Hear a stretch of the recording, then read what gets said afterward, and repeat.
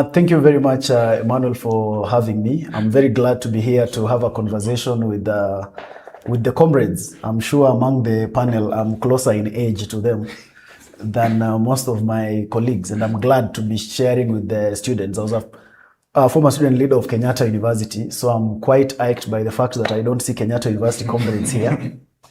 But I have been able to see colleagues in the political science space because I'm a graduate of political science myself.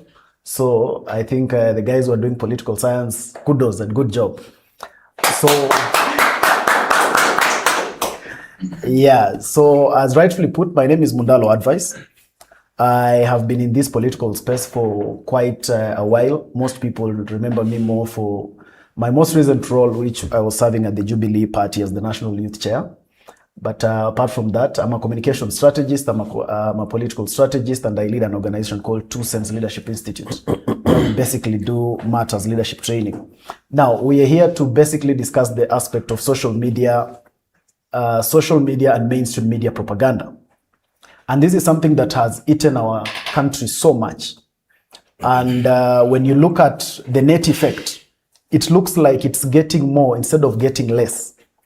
But then for us to be able to understand this very well, we must first of all understand what is propaganda. Because most of us do not really have a good understanding of what propaganda is. And propaganda is basically strategic communication that is meant to shape your perception, influence your emotion, and influence how you make your decisions. That is basically propaganda. Now, how is propaganda really done? Propaganda is done by, first of all, someone taking time to study you and understand your psychology. Human beings by nature, we are negative people. I hope we all know that. And that's why when we hear the bursting of a balloon outside here, the first thing we are going to think is all negative. Someone is going to say Al-Shabaab has come into this place. Another one is going to say, no one is going to say that a child is having a birthday. Right? Yeah. Because our mind is shaped, first of all, only think negativity. So propaganda anchors on that. And propaganda also anchors on shaping a world where it is always us versus them. Okay? So when you look at our social media, for instance, how are you able to quickly know where propaganda is coming from? You wake up one day and you find that there is someone all of you are listening to. All of us are listening to that person, but that we cannot trace the history of that person. We can't tell where did this person come from. Have they been communicating to us? Have they been in this political space? Have they been whatever? But one day you wake up and all of a sudden that person is very famous and that person has a lot of followers and they're influencing how you are going to think. So the moment you're able to see something that you cannot trace, you cannot give it history, it does not have legs. Anything that does not have legs, you must be keen enough to understand that that is starting to look like propaganda. Okay? And unfortunately, when this thing does not have legs and then you consume it because it appeals to your emotion, there's another thing that happens now in our social media space called algorithm. So the algorithm that happens now on social media is like this. If you consume content that is negative in a certain way, the digital media algorithm gives you content that looks like that one.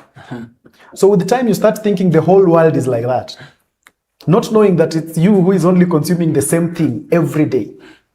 Okay? So if you're looking at our political space, for instance, and you choose that every time you stop on a video, you stop on a long video that is going to talk bad things about government, the algorithm picks that you love to hear negativity about government. So what happens is that every time you put on your social media, the only thing you'll be seeing is what? The bad about government. And then you think that the whole world is so doomed.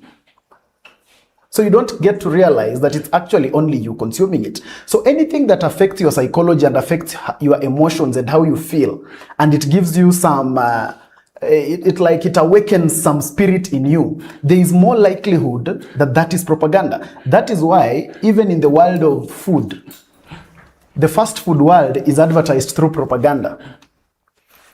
That's why you wake up one day and all of us want to feel like we want to love KFC. You want to love chicken meat. Yet when we grew up, nobody was giving it to you. It is actually junk, but you find yourself that you have been conditioned to think that it's a very good thing. Maybe let me speak more to the ladies here. Ladies, I can assure you most of these men, they don't love pizza. But you have conditioned them. They have been conditioned because public perception looks like if they don't like it, they will look like they are a cake. And therefore, they are moving towards that direction. Why? Because they are consuming a lot of propaganda. And the ones who build these kind of things, they know very well when something is bad. And that's why for every place there is a fast food joint, there is also a chemist. Because they know that they are selling you some poison, so you need a chemist. That's why when you stop at any petrol station, you go and buy some junk food, you fuel your car, and then there is also a chemist. Because they are aware of what the repercussion is going to be. But because we consume without thinking, that is how we get affected. When you look at our mainstream media, as I finish that I'm not too verbose. When you look at our mainstream media, propaganda is shaped like this. When you see information that does not compare, then that is propaganda. For instance, we cannot be able to have news that speaks only one language. You look at what was happening recently when the government was struggling with the debacle of grade 10 and the transfer and some of those problems about which child has not gotten to school and all that. Yes. Between you and me, do you think more children were able to transition to the next, or more children were the ones who are not able to transition? More were able to transition. But what did the media feed you? The media only told you about the ones who are not able to transition. And it went on for about 10 days. You would switch on your TV and every day you're being told about, and with all due respect to all those people, because I have no problem with them, but there's a story about some child in Kisii who has not been able to get a school. Yeah? And sometimes they would anchor the story on something that does not necessarily concern government per se. Like I saw one where the media is telling you that there is a problem here because this child has not been able to go to school because the parents do not have fare to go to school. So the story is made to look very sensational and very sentimental, and we get very annoyed. But in whole reality, whose responsibility is it for a child to have fare to go to school? Is it a government responsibility? But at that time when you are watching it, you are so emotional. You have no room to be able to reason that far. That's why you will never be given two sides of the story. Even in our parliament, there's a lot of good things that are discussed in parliament. A lot of good things. But what will come on air? The one that will come on air is what they want you to hear. Something that will excite your emotions. Like somebody was insulting the other. And that's why with time, even our leaders are moving towards the propaganda side because they know that that is what is sensational. So instead of when we're having a conversation here, when I cannot raise the bar of my point, when you are able to wrestle me by point and I cannot be able to have what to tell you, I walk out. Now, when I walk out, the news is not about your point and how strong it was. The news is about how I was able to walk out. So for you to really understand this element of how the propaganda really works, always ask yourself when you get any information, ask yourself, what is the other side of the information? Number two, ask yourself, what is the leg? What are the legs of this information? If you find that it has no leg. And number three, ask yourself, have I just found myself having this information or did I look for it? Because sometimes you found yourself having information. I keep challenging people, Adam, and asking them, do you know the president of Burkina Faso? I suspect all of you know him, right?